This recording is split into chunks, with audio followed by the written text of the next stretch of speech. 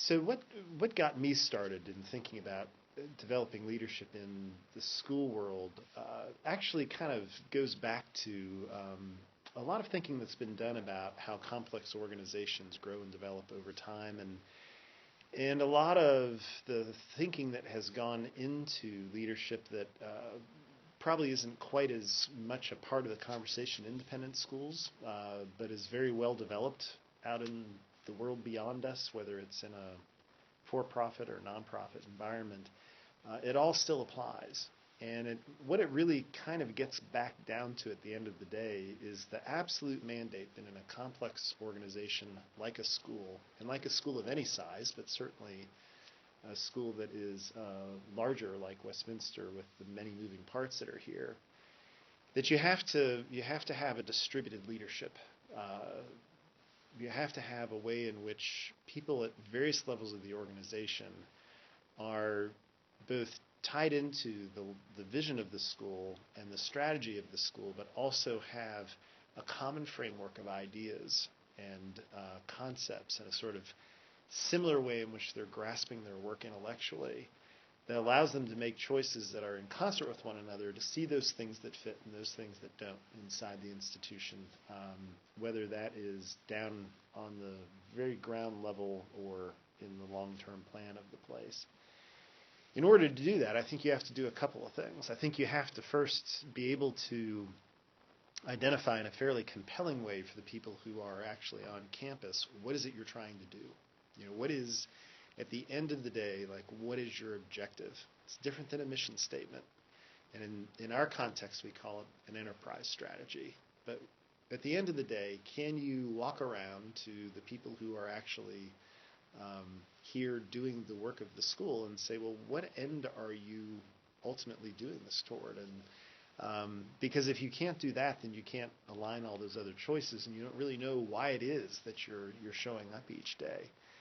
And so that was one part of it, but another very important part of it was to engage the senior leadership of the school in the kind of conversation that has been more typically just the venue of boards and CEOs, and to make clear the idea that that work is their work also, and that it's not all going to come through one brain and one choke point here in me.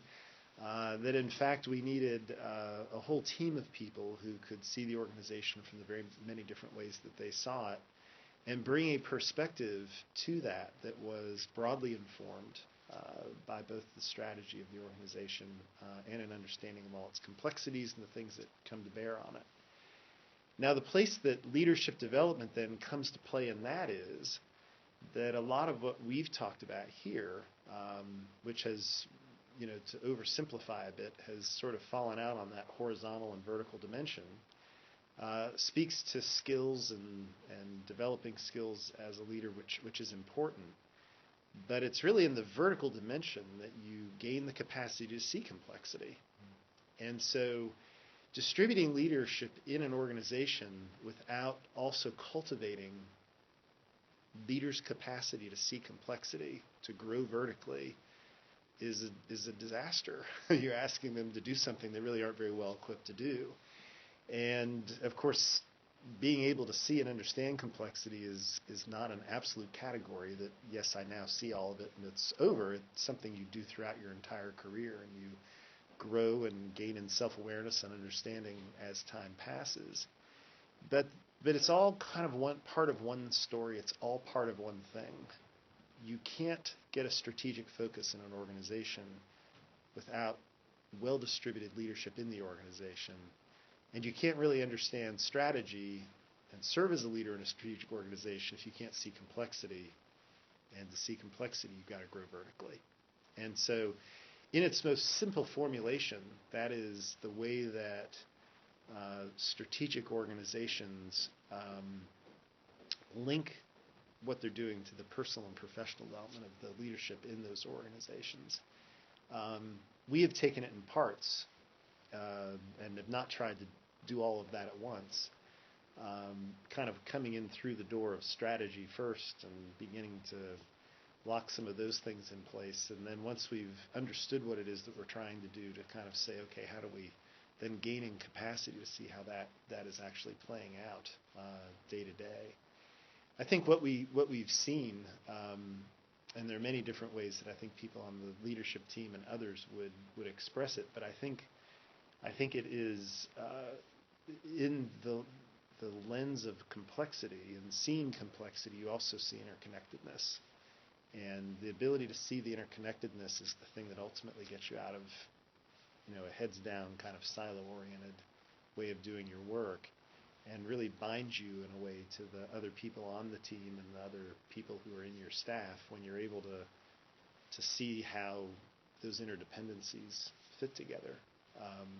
And so it's not something that you can do all at once. Like, you have to, it takes a while, and of course it's never over, but you get to more and more significant topics as time passes, and the work that we're about to do around alignment is a more advanced way of working inside an organization than simply trying to define strategy and what it is you're trying to do. And so we're on that path, and it's fun and interesting, and to me adds a sense of common purpose to the work that otherwise can just feel like you're showing up on your own each day, and kind of digging a trench by yourself.